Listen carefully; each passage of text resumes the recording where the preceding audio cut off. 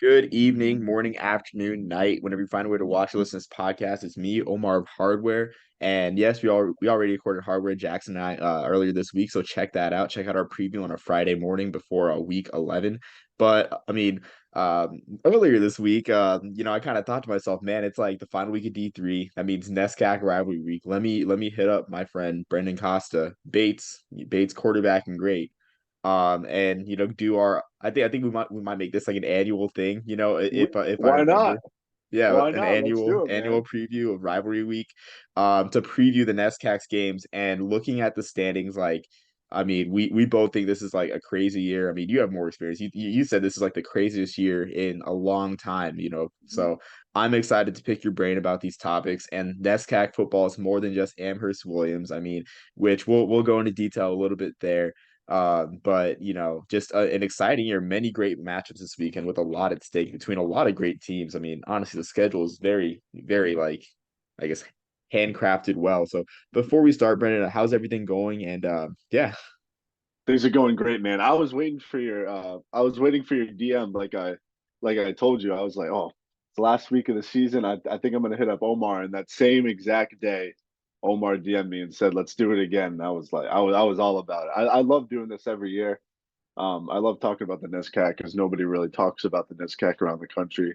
Everybody kind of knows the schools, but the football and the rivalries are serious and they're no joke. So every year I love to hop on and talk about it, man. Yeah, I'm excited. I mean, I just love it, especially in this era of college football when like things are kind of, in flux and everything, like going back to the basics, looking at these old traditional rivalries, these regional rivalries, these schools based in academics. I mean, it's just great to do. It's just great to get back to the Mhm. basics and everything. So, I guess where should we start? I guess we'll start with like the season itself. I mean, you mentioned five overtime games. We looked at the standings. There's like a potential for like a bunch of ties and everything. So I'll Mhm. let you take the mic on that. So it's been a weird year looking at the standings. You have your usual, you have Middlebury at the top right now because they beat Trinity. Trinity number two, Tufts number three, and then you get into Wesleyan, and then Bowdoin is now kind of in that middle of the pack. Historically, they've been at the bottom. They've had a terrific season, even though they're at 3-4. If you watch those Bowdoin games, the quarterbacks lighting it up. Andrew Bull, running backs no joke. Andre Eden. They got a couple of receivers. I'll point out Colton Fahey. He's pretty good. He likes to get after it. Usually a 6 to 8 catch a game guy. And that defense, historically, in the past couple of years, has been a lot of pressure, especially when I was playing there. They give a lot of cover zero, a lot of a lot of 7 and 8 man pressures, which as a quarterback you don't really want to see that. But they've kind of relaxed it back this year. They've been putting up a lot of points. Their offense is an absolute juggernaut. So they'll go up against Colby this week, which will be a terrific game against my old DC, who's now at Colby, Keith Davis. He's an excellent DC. So that'll be an awesome game. And Colby again, they're also middle of the pack. They're also 3-4. So this game means a lot because if Colby wins, actually whoever wins now, because Colby beat Bates and Bowdoin beat Bates.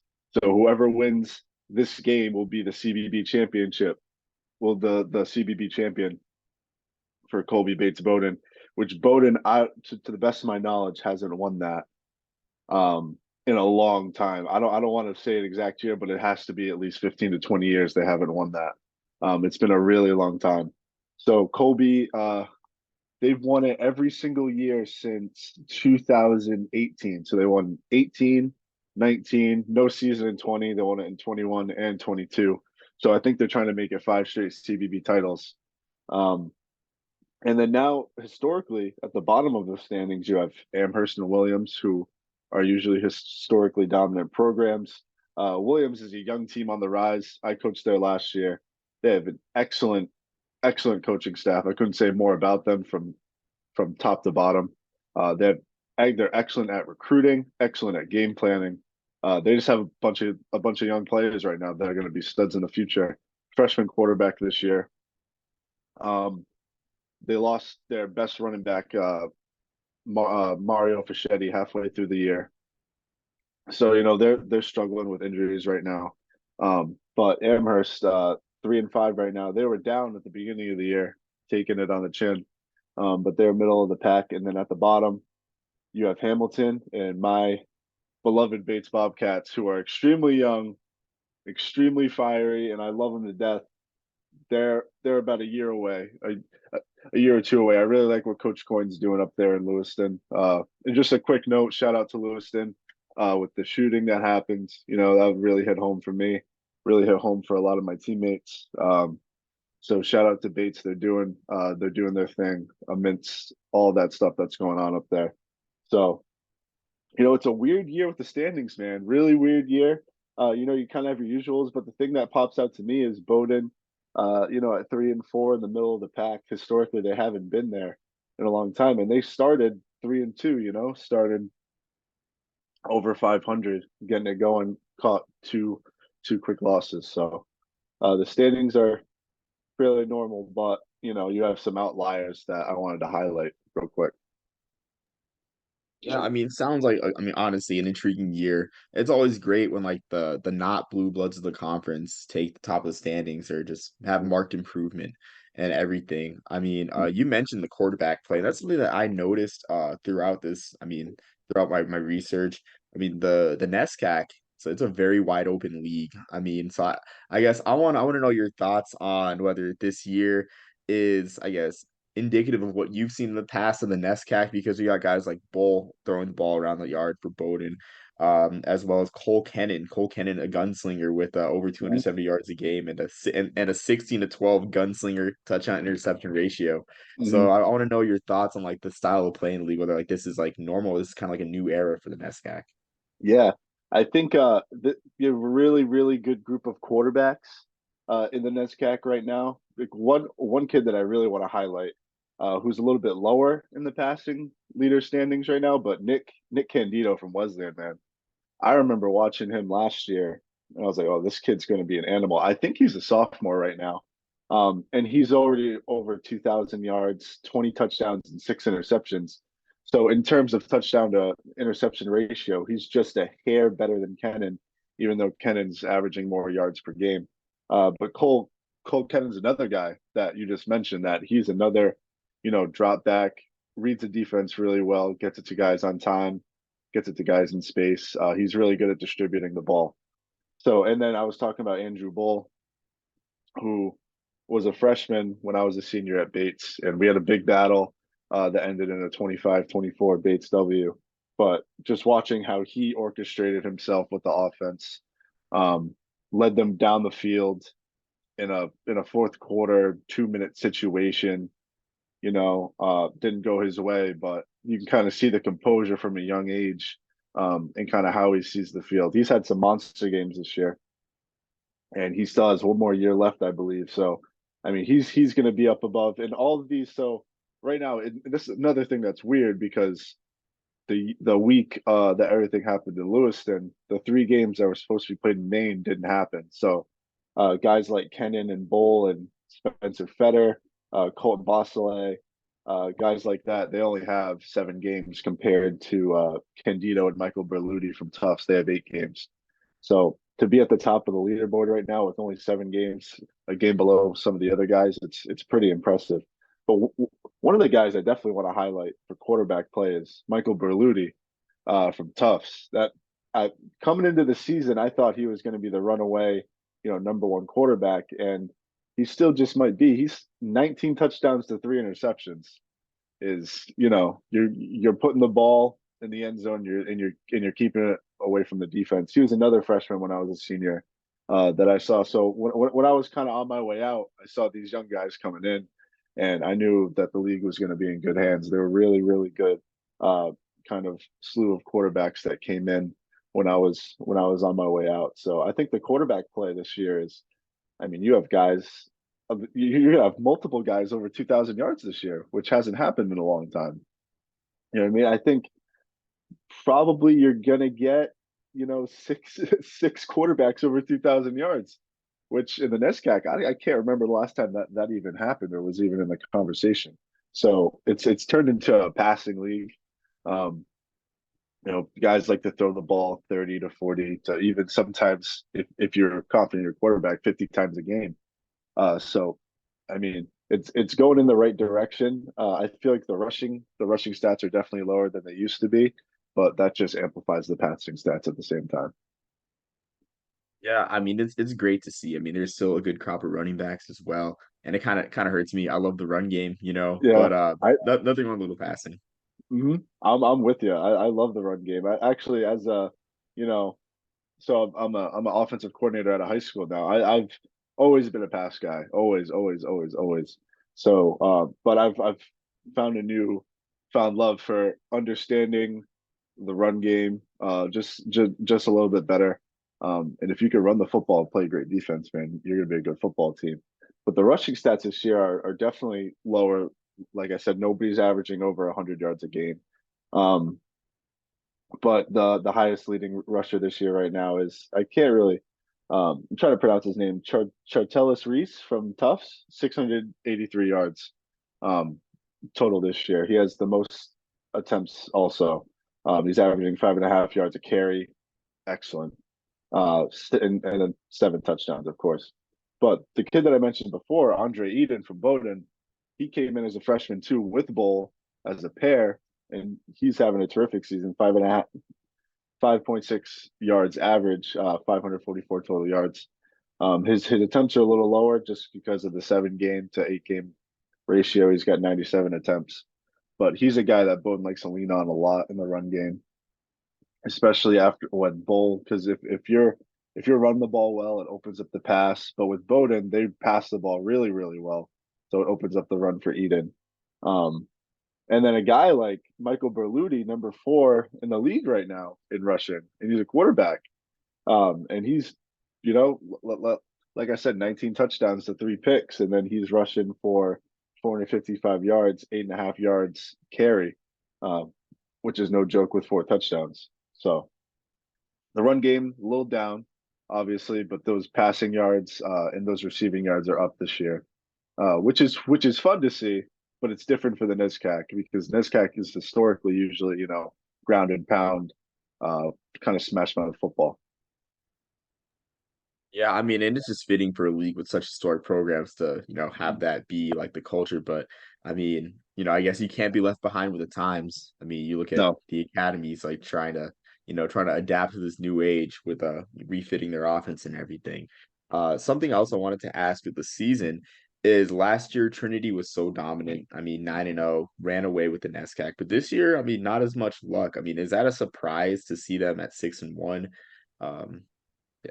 yeah, I mean, it's just the fact that we're talking about. Is it a surprise to see one loss on Trinity's schedule, which they have up and down years, but I wouldn't even call this a down year for them. They had one tough game against Middlebury. I'm trying to find the score from that right now. I know it was. I'm pretty sure it was a little lopsided. No, no, it was tight. It was tight. Middlebury 20, Trinity 15, and that just goes to show Middlebury, in my opinion, belongs in that upper echelon of teams in the NESCAC. Historically, not as many championships as a Trinity or an Amherst or a Williams, um, especially in the 21st century where Trinity's dominated. Um, but Middlebury is no joke. It's tough to play up in Vermont in that stadium.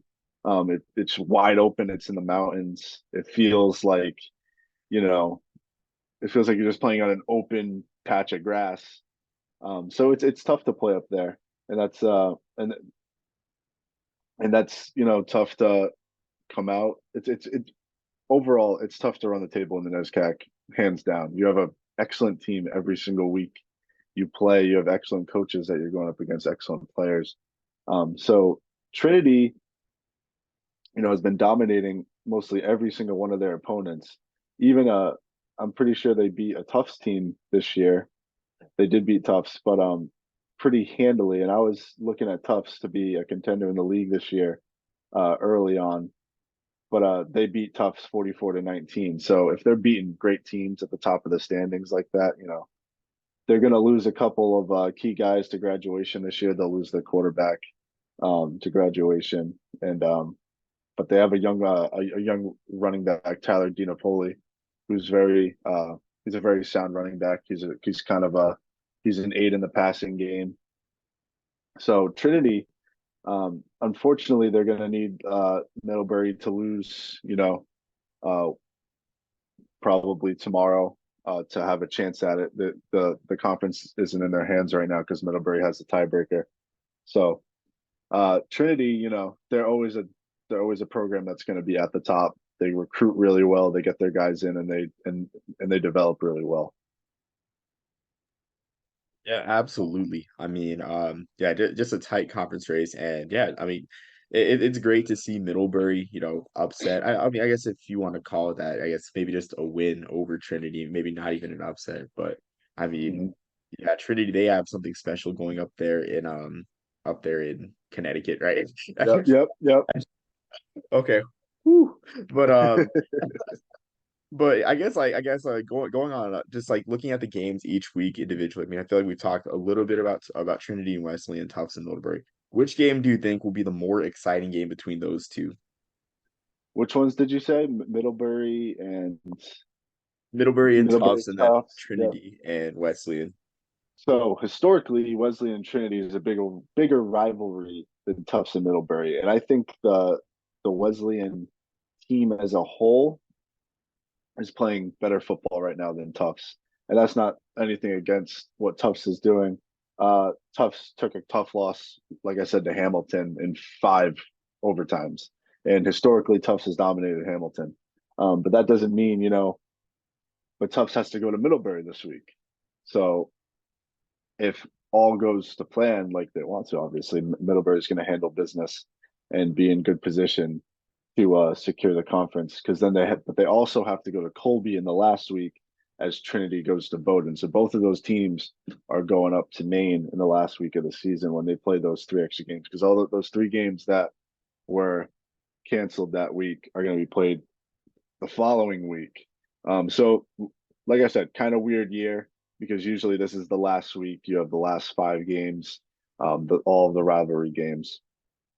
So we get an extra week of NESCAC football that kind of, if things play a certain way this week, they mean a lot for who wins the championship, especially for Trinity and Middlebury, standing at the top of the standings. But I think that Trinity Wesleyan game, it's going to be at Wesleyan this year. It's a serious rivalry. Um, Great defenses always on those teams. High power offenses as well. Wesleyan's a team that they haven't necessarily won. I think they've only tied for the conference once in the century, but they're always at the top of the standings in terms of being whether it's 2 or 3 or 4. They're always right there, and they're not looking at Trinity as a juggernaut. They're looking at them as their equal, of course. So I think that's probably the game to watch because I think Middlebury will handle Tufts at home as they should, as long as they're doing what they need to do. So Trinity has a tough test this weekend. They have to win in Wesleyan on grass. That's the only grass field in the NESCAC now is at Wesleyan, on a historic field. So it's going to be interesting to see how that shapes up, but I'm excited to watch. Yeah, I mean, me too, honestly. I mean, just great games, and I mean, it's great. I didn't know that there was extra NESCAC football next week. So, I mean, Mhm. that's great to hear. That's an early Christmas gift, honestly. Oh yeah, oh yeah. So, I mean, going on to the other games this week. I mean, we talked a little bit about Bowdoin Colby. I want to go across the state to your alma mater, playing Hamilton. And someone wanted to ask, like, I mean, they're playing Hamilton, of course, in New York. Does does playing that game kind of have like less of I mean, of course, like I guess less of a thrill than playing either Bowdoin or Colby in the final week of the year. I guess like what are your thoughts on Bates like playing, Mhm. an out of state opponent in the final week? Yeah. Well, Bates is going to be at home for this one. They're going to be at home for senior day, so that definitely helps. But fun fact, Bates has beat Hamilton every single year since 2019. We won in 2019, 2021, and 2022. So 3 straight wins against Hamilton. It's kind of turned into a chippy rivalry because usually, historically, I should say, it's tough to say, but usually we're both at the bottom of at the bottom of the standings. Um, so Hamilton's going to come in wanting to get there. I think they're 2-6 right now. They're going to want to go get their third win, and kind of boost themselves up and maybe into the middle of the pack. But Bates right now is such a young team. They're starting a lot of freshmen. They're starting a lot of guys that they just got into the program. My little brother Colton Basile, playing quarterback right now, doing a terrific job. Um, so Bates right now is just a young team going through the growing pains. You know what I mean? Like it's tough to walk onto a field with a handful of first year players, a handful of sophomores. You got some veterans sprinkled in there, here and there in key positions. But it's tough to go in there week in and week out with a young team and kind of figure while you're figuring it out, uh, and win games. And I couldn't be more proud of what the coaching staff has done. The new coaching staff, Coach Coyne in his second year, his former Wesleyan DC. He's done a terrific job building his program and building his staff and kind of what he wants to do in the near future. So I think Bates is doing a really good job for the first time in a long time of being patient with the process of building a football program because Bates historically has never been a juggernaut. But I'll tell you, the fans and the alumni are very proud of Bates football this year. The only game that I went to this year, I want to try to get to the last week when they play Williams, for obvious reasons. I want to go see, I want to be on Bates campus as the old team that I coach comes into town. Um, but Bates, I think this is a must win. 100%. Senior day, getting a win before that last week, maybe go 2-7, kind of save the season with a young team. Going into the offseason will kind of hit some momentum. But Hamilton's come into their own. Like I said, they beat a very, very good Tufts team.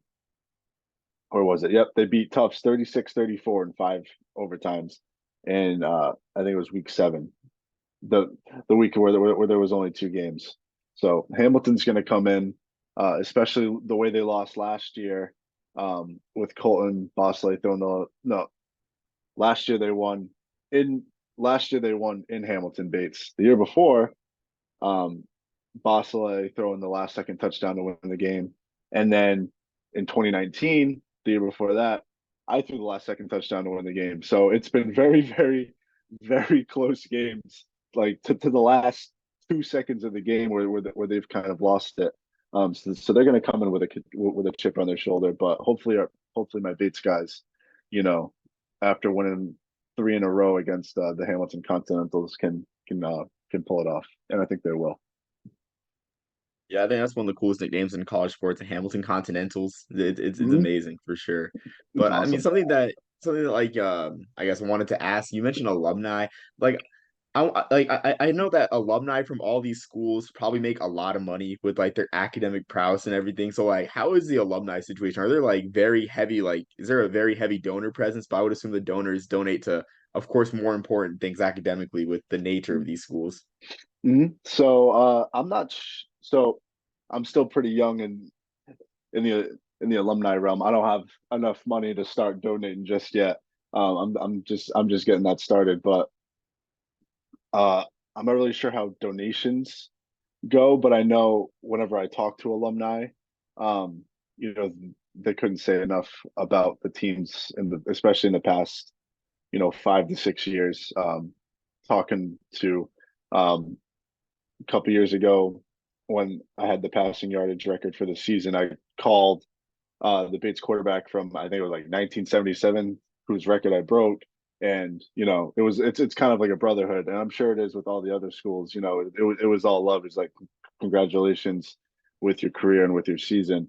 Um, but when it comes to donations, so this year they have, um, and I'm not sure the details of it, but they're all New Balance everything, and I've never seen any football jerseys with like sponsored by New Balance. So they have 3 different sets of jerseys now, which I wish I would have had. That would have been pretty cool. But they have a gray and an all gray and all white and an all garnet, so they can kind of match those however they want. So I'm not sure which Bates alumni is in is in working for New Balance. Um, but now they look really really uniform. They look like a team. They just redid their field too. So I don't know where the money came from that. I kind of wish we had that when I was there. You had a lot of guys getting hurt with hamstring injuries on the old turf. So the camaraderie around the team is, they're building towards something special. Probably a year or two away once these freshmen and sophomores, grow up a little bit, and then next year you'll have a good class of seniors that have played since they were freshmen when I was a senior. Um, and they're going to be seasoned veterans in very important positions. I'll shout out a couple, like I said, Colton Bosley, the quarterback, Matthew Juno, a D end linebacker hybrid, really really good player. And two guys in the middle I want to highlight: Finn Duffy and Drew Kremhelmer, which we used to call the Bear. All playing as freshmen. They'll be seniors next year, and in pass rushing situations. And then you have the quarterback Colton Bosley. Um, so I think they're building towards something special that I've been tuning in every week. Obviously games haven't gone our way. Last Saturday they lost to Trinity 52-7. I've been there, man. I've been there. It's a tough place to play in Connecticut, but they're going in the right direction. Yeah, absolutely. Yeah, it's just funny though. I mean, just like the whole uniform point. I mean, it's good, I mean, the donors doing their job and everything. But I get Mhm. that, just like being a young grad and like waiting, I guess, for I guess till you get your money up. I mean, I don't know what better term to say, because it's Yeah. like with Army, it's like the big thing with donors is like what is Army Navy game tickets, because like that's about, I think that and the Super Bowl are the two hardest games to get into. Well, okay, so Mhm. that, the CFP and the Super Bowl are like the three hardest games to get into, and so Yeah. like I'm like having to explain to my mom like, hey, like mom, this is not easy. I'm gonna be like buy two season tickets if you want to come to Army Navy with me, Yeah. but yeah, no, I totally get it for sure. But I'm glad to hear the brotherhood for sure. Like that's a really cool story about the quarterback from Mhm. 1977. Just reaching out and everything. Yeah, no, he was awesome. Hugo Calasante, he's the man. He really took the time too. Like we didn't we I think we talked about football for about 5 minutes, and then we stayed on the phone for 45 minutes just talking about career choices and kind of just life and like life after football. So he really made a mark on me just in an hour of kind of understanding now that football's over, like what's my next step. And he was a really good guy to me. So I always appreciated that. And other alumni. I played with Stephen Brackett Jr., but I talked to Stephen Brackett Sr., who was a Bates alumni from the 1980s all the time. He's an awesome guy to talk to. Even not even about football, just about life and kind of your career, and just anything else. But the alumni are awesome. Sean Atkins is another guy that I've talked to in the past. He's a legend in the Bates community. Probably one of the best running backs to come out of Bates. Played in the early 2000s, has a lot of records at the school. So the alumni community at Bates is special, and I don't see that changing. Yeah, that's great to hear. Honestly, it's amazing that there's that brotherhood, and I'm sure sisterhood as well, but among Oh yeah, Bates alumni.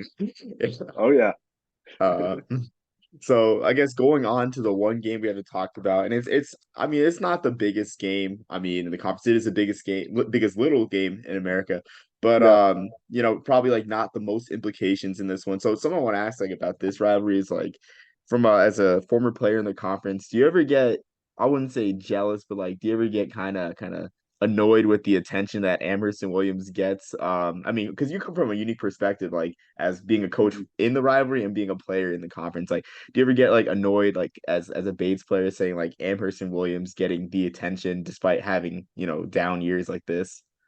Oh, 100%, 100%. I mean, when I was a player, I hated Amherst and I hated Williams. There's this team like nobody in the league, like everyone respects each other, but every week it's like it's kind of feels like a new rivalry because you've played each other for so long. Every single team has played each other for such a long time. But the Williams Amherst rivalry, I didn't really understand until I got there and how much it really means and kind of the history behind it.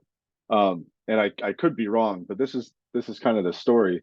of, Williams was founded by, I think, two people, and then one of them, I think they had like a misunderstanding. One of them left and then founded Amherst, and now they've been playing each other since the 1870s. So, I mean, it's one of the biggest rivalries in the country that nobody really talks about. Obviously, it's been on college game day. Um, but being there last year and just knowing the heat between the two teams, like, for lack of a better term, it's on site. 100%. It is four quarter football. It's usually cast on NESN. It was once on ESPN, but it's usually cast on NESN, which was really cool. I've never been a part of a game where we had to have somebody pause the game for TV timeouts. I was like, "What's going on? Like, can we start the second quarter?" And they're like, "No, like we have a TV timeout." And I was like, "We have a TV timeout? This is a D3 football game." Um, but that just shows how serious it is, and how many people kind of tune in. And last year I saw a lot of the old players that I used to play against, a lot of the old alumni from Williams that was at the game, and that was really cool to talk to them off the field. um but the Williams Amherst game this year, if I'm not mistaken, I'm just pulling up their standings right now. I know Williams is struggling, so as is Amherst. So Amherst at 3-5, Williams at 2-5 with one less game. But like I said, I'm not as in tune to Amherst, but Williams, I couldn't say enough about coaching staff. They are top tier in the league. Coach Raymond has won the Coach of the Year twice in the NESCAC. Um, he is by far and away might be the best coach in the league. Um, and working for him was super, super, super special for me because he looked at me as an equal, even though it was my first year coaching in college. And then their DC Mac McDonough, um, Mark McDonough. We used to call him Mac, but Mark McDonough. Um, Excellent defensive coordinator, just a really special defensive mind. And Coach Hennessy, my offensive coordinator that I worked for, uh, really just a special room to be in, and they understand kind of where they're at right now. Obviously, they don't want to be 2-5. They've had back-to-back down years, but if you look at the recruiting classes that they're bringing in, they have a freshman quarterback right now. They have a stud freshman receiver that they just brought in. They have some studs freshmen on the defensive side. They have some sophomores on both sides that are playing really, really well right now. They lost their best running back, who's a junior right now, Mario Fischetti. And when he went out, he was the leading rusher in the league. And in that offense, they like to run the ball at you and hard, and they like to give you a bunch of different looks. Um, so the game this year is going to be in Amherst, and it's just how do those young guys kind of take on that moment, especially the young quarterback in those big situations. But I think in a couple of years, probably I would say next year when they're a little bit older, a lot of them, you're going to see them take a big step forward. And then I think the year after that, they're going to take an even bigger step forward. So they're kind of in the same situation that they were in 2016 when they didn't win a game. And then the following year, they went, I want to say 7-2. So I think next year you're going to see that big jump from them, um, as a coaching staff and as a team. They're doing some really special things up there, and I was just glad to be a part of it for one year. I wish I could go to the game. I won't be in attendance, um, but I'm taking Williams. I'm not biased, but I'm taking Williams just based off of the fact that I think Williams' defense is going to overwhelm Amherst's offense in a lot of ways, um, and just gear up. It's I don't see it as a high scoring game. It's going to be a war. Like last year, I want to say the score was 20-10. It could be even lower than that. And Williams is, if you look at Williams' games, they've been in every game they've really been in. And they've lost a couple of games by 2 or by 3 or by a touchdown. So I think Williams gets over the hump, and then they have to go to Bates for their last game of the year, which will be weird for them because usually Amherst is always their last game. So I'm excited to see what happens. I'll definitely tune in on the TV. I finally got the NSN. app on my TV, so I can watch all the NESCAC games whenever I want.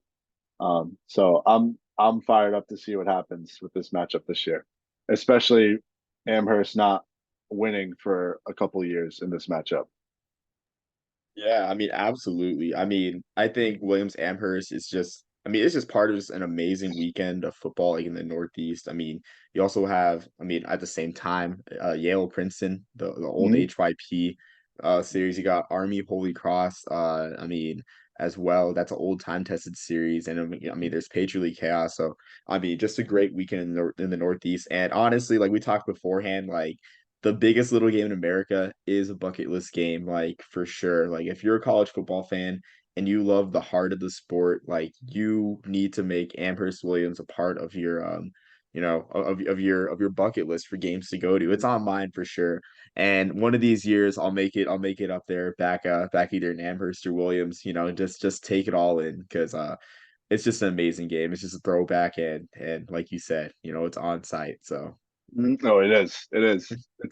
It's going to be a war out there for 4 quarters. It's definitely not going to be a blowout game this year for sure. yeah, absolutely. So, I mean, I think that's all I have. I want to thank you again, Brendan, for your insight on the NESCAC. I love doing this. I mean, I love just great academic schools. I love the heart of college football. And I think, schools with rich traditions that have been playing each other for a long time with rivalries that fans can really get excited about. That's what the game's all about. And if you think we're losing it in college football, you're just not looking hard enough because the NESCAC Hmm. has it. Oh, they have it, and nobody talks about it. They've been playing each other for 150 years, every team, and that's why I say every week is really a rivalry week because you have such a deep history of each game. So people got to start paying more attention. I know it's D3 football. People don't want to watch D3 football, but it is excellent football. It is top tier D3 football in the country with the longest rivalries by far. So I'm excited to see what happens, man. I'm fired up, especially for the Bates game. Got to get those Cats a win. Yeah, exactly. And they got two chances. They got two chances. I mean, I They venture to do. say that next week against Williams, I mean, if you don't get it this week, like next week against Williams, like there might be that letdown where it's like a hugely emotional game, with the Mhm. biggest little game in America, so there might be a hangover. So I'm gonna bet on Bates and that they're gonna win either game. They won't be I winless this year. need it, absolutely. And I appreciate that. We need one badly right now. So we'll get it done. I have all the confidence in my guys and that coaching staff to get at least one of these last two, and then next year they're gonna, like I said, they're gonna take that big step. So I'm excited for the future of that program. I mean, I'm rooting for Bates. I mean, it's like what Herbert Hoover did his campaign at Chicken for every pot, a win for every NESCAC team. So Yes, sir. Yes, sir. so I'm rooting for that. But yeah, Brendan, do you have anything final you want to add or promote before we head off? I think I'm good, man. I'm fired up. Like I said, these last 2 weeks are going to be crucial for Trinity and Middlebury to see how that kind of pans out. Even teams like Wesleyan and Tufts who are 6-2. So we have 4 teams with 6 wins right now. And however, whoever loses and wins, it could really shake up the top of the list. You could see a Wesleyan team who's 6-2 jump to the top. Um, excuse me, and or a Middlebury team drop to 4. So you have 4 teams at 6 wins, 4 teams in contention. It just depends on these last 2 weeks. Who falls down. So I would say Tufts and Wesleyan have must wins to get to 7-2, and then Middlebury and Trinity have 2 games left. So however that shapes up, it's gonna shape the end of the league. So I think Wesleyan must win for them. If they beat Trinity this week, then Trinity's 6-2 and they jump to 7-2. So they're going to jump them in the rankings. Um, so that for Wesleyan, it's a must win. And then some other things have to fall their way. But it's going to be a wild 2 weeks to see who's crowned champion of the NESCAC, especially for a team like Wesleyan who hasn't had an outright championship in a while. So it's going to be fun. It will be, and I'll be watching, be checking it out, and I'm excited for it really. But thank you again, Brendan. Really appreciate this, and excited to make this an annual tradition. Hopefully, Always. um, Oh, I'm in, man. Sign me up. I love it. absolutely. So I mean, I'm glad I remembered, glad you're able to come on. But until next time, everyone, peace, love, and soul.